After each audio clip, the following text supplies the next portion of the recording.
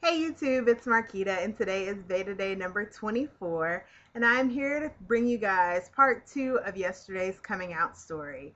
So, this part is more about having to come out on a daily basis, being a femme identified lesbian woman.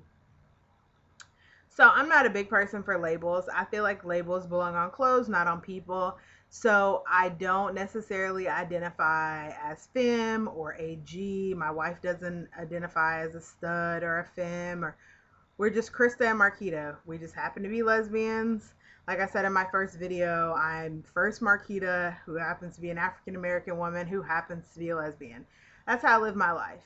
Um, and so the issue with that is being femme, I guess, femme per se, um, is that people automatically assume that I'm straight every day. When I first came out, I identified myself because at the time I knew nothing about you don't have to label yourself. So I came out as femme aggressive after I came out as, you know, how I explained it in my first coming out story. I came out femme aggressive. And I came out femme aggressive because I didn't necessarily, I saw what the definition of femme was, and I wasn't a femme. And I saw the definition of being aggressive or being a stud, and I wasn't necessarily that. I was versatile. I have aggressive ways. I have dom ways, but I also have femme ways. And because I wear makeup, then I get thrown in the femme category. So when I first came out, I decided, well, I'm going to try out being a stud. And I have to say that that was one of the best times while I was a lesbian, only because I never had to come out. People looked at me, looked at my clothes, gave me the once over, figured that's a lesbian. It was easy. Now I have it to where, people see my wedding ring, or when I'm out with the baby and people see Riley and I might not be with Krista, they automatically assume that I'm straight. I've even had doctors, you know, automatically assume that I was with a man. I'm like, whoa, pause. My daughter was conceived by a donor. I have not been with, that's not, the father is not in the picture. And, I have a wife. It's really frustrating. I have to come out daily, and sometimes it's a really difficult decision on, do I want to come out to this particular person? Is it that important? And I say this before those who are super, super out and proud, in your face, lesbians or gay men or queer, whatever, before you guys jump down my throat, I say it this way. If people are being, if I'm not going to ever see this person ever again, if I'm in the grocery store or what have you, I don't need to be like, hi, I'm Marquita and I'm a lesbian. Like that, I don't need to broadcast it. If someone were to ask me, oh, where's your husband? No, I have a partner. No, I have a wife. Um, at work, did I always come out? No, I was in the military, so definitely not there. When I got into corporate America, I came out only when I was in a job that I knew that I couldn't be fired for discrimination for being gay, lesbian, bisexual, transgender.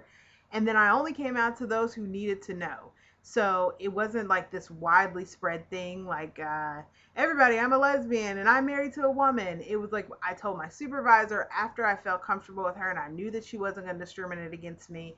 And that was what worked for me. I actually ended up getting a position working with gay and lesbian teen girls um, here in Seattle, and that was a great opportunity. And I knew that I didn't have to be discriminated against for that position, but I still waited until I knew, where my supervision stood on that. So it's difficult, like I said, to be a femme and or to be classified, thrown into the femme category. Like I mentioned in my coming out video, when I was in college working on my master's, everyone assumed that I was straight. I didn't really interact with that many of my classmates. I was there to get an education. I was there not there to socialize. I was there to get my degree and get on. And being in social services, working on social work, we had several classes because social workers are supposed to be impartial. We're supposed to support everyone and, not judge. And we had to take human sexuality and a couple other classes. There was a lot of people that talk, there's a lot of topics that talk about gay, lesbian, bisexual, transgender, identifying, queer, and questioning. Um, in our classes, and people would just say the most ignorant things in class. And eventually one day I raised my hand and I said, you know what, everything that you're saying is not true, because I'm a lesbian woman and it offends me that you're saying that. And from then on, a lot of the females, unfortunately African American females, did not want anything to do with me. I used to hear the whispers. People would get up and they would move and they would say that I was trying to check them out. It completely went from night and day. And that changed the way that I interacted with people in general.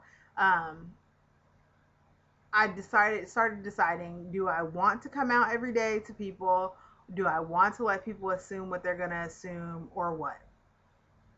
So, like I said, it all depends on the situation, but it's very difficult to have to come out every single day, to have to come out when you go to the doctor, to have to come out to a random stranger who might be asking about my daughter, especially when I was pregnant and people would assume that I was with a man. That was really, difficult. It was a challenge. Um, when I was planning my wedding, I had to come out a lot because I refuse to give my money to anyone who doesn't support me or my family and doesn't support my community. So I would have to ask, especially because we got married in the Bible Belt.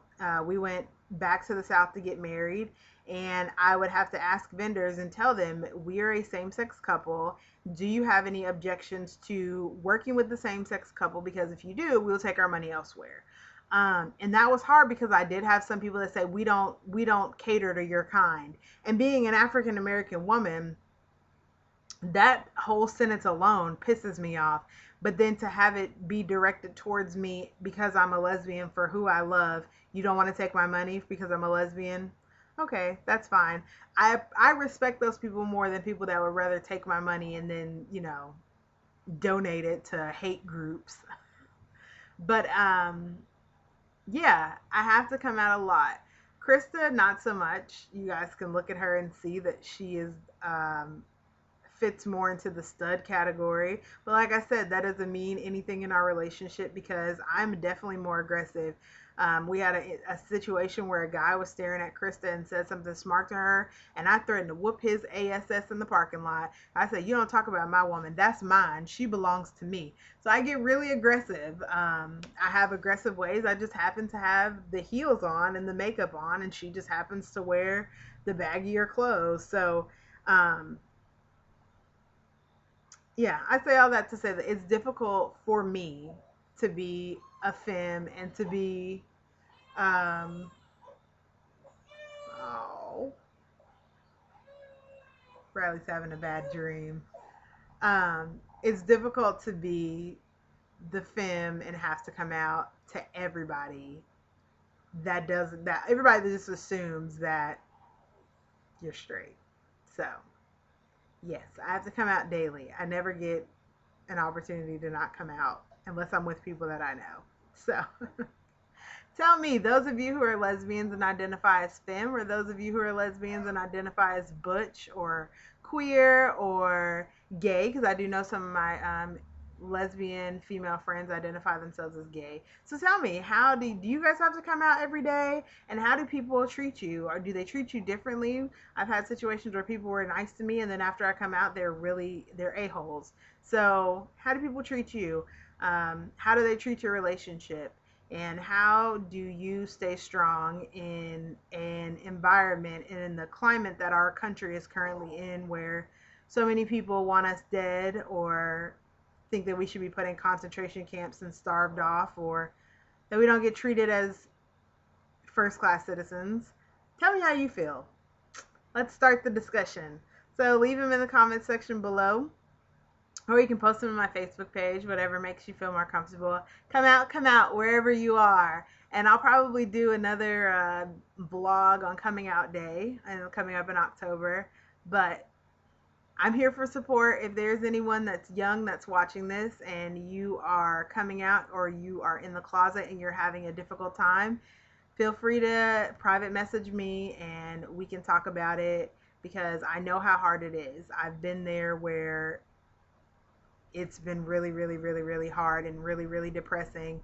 And then that's when those demons and other stuff start talking to you. So know that you're not alone and that there's a whole community and network of LGBTQ people who love and support each other, although we have a lot of bickering in our community.